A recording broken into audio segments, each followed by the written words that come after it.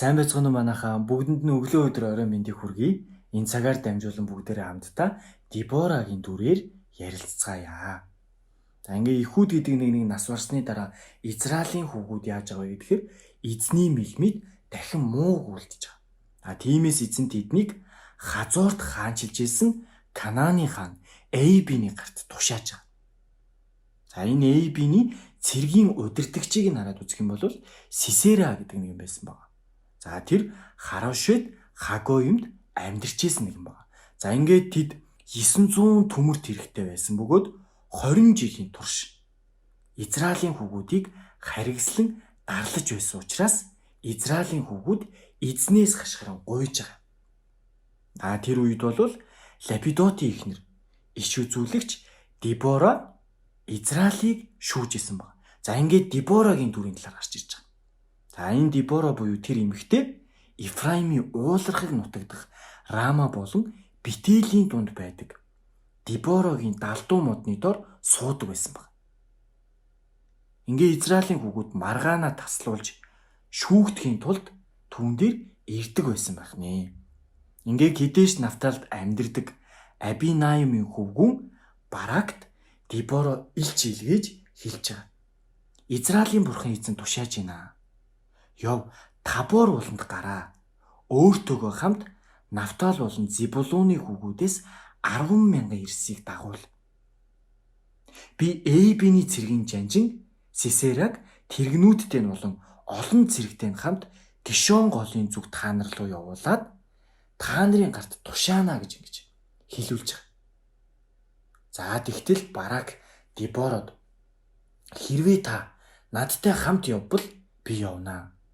Харин та надтай хамт явахгүй бол би явахгүй гэж. За Дебора хэлэхдээ мэдээж би чамтай хамт явнаа. Харин чиний хийх гэж байгаа аянд чи алдаршихгүй. Учир нь эзэн Сисераг нэгэн эмэгтэй гарт тушаана гэж. Ингээд Дебора босож Барактай хамт Кэдэш рүү явж байгаа. За Барак Зебулун болон Нафталийг Кэдэшт дууданд цуглуулад 10,000 эрс түүнийг дагаад Дебороч түүний хамт явж байгаа. За ингээд Кен хүн Хиберийн талаар гарч иж байгаа. За энэ Хибер нь Мойсогийн хадам эцэг Хобобын хүүгүүд болох Кенчүүдээсээ салаад Кэдэшийн ойролцоо байх Заананы имдэх царс модны дэргэд майхнаа босгож байгаа. За Абиноимын хүүгүүн Барак Табор ууланд гарсныг хүмүүс Сисерад хэлж байгаа. Ингээд Сисера өөрийн тэр 900 төмөрт хэрэгээ өөртөө хамт байсан тэр бүх хүмүүсээ Харошет Хагоимаас Гишон гол руу цуглуулж байгаа.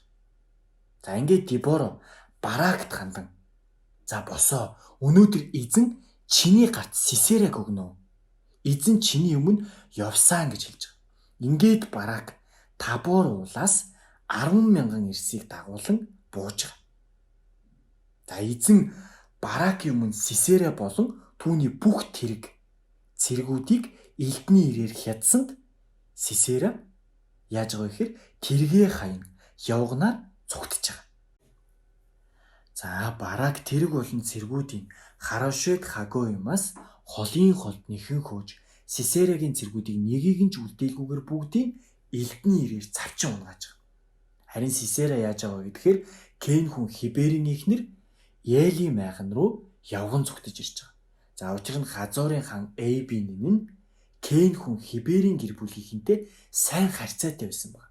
Ингээд Ел Сисераг ухтан гарч ирээд түүнд орж хайрлаа эзэнтэй минь. Манайд орж хайрл бүү эмэхтүүн гэж ингэж хэлж байгаа.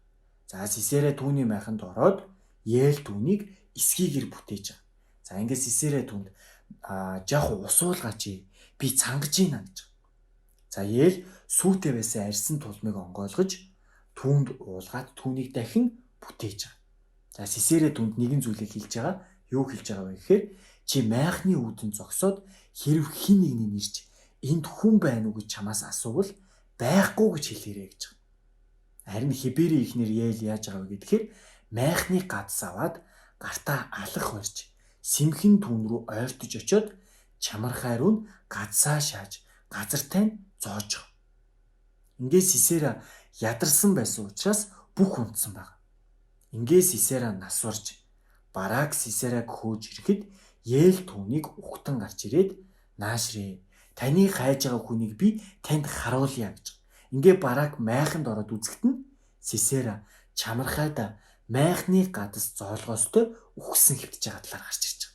За ийхүү бурхан тэр өдөр Израильчүүдийн өмнө Канааны хаан Эйбинийг номхоруулж Израилийн хүүгүүдийн гар Канааны хаан Эйбиний дээрээс улам дарсаар эцэст нь Канааны хаан Эйбинийг устгаваа гэж ингэж гарч ирж байгаа. За ийхүү тэр өдөр Дебора болон Абиноимын хөвгөн Барак нар дуулж байгаа.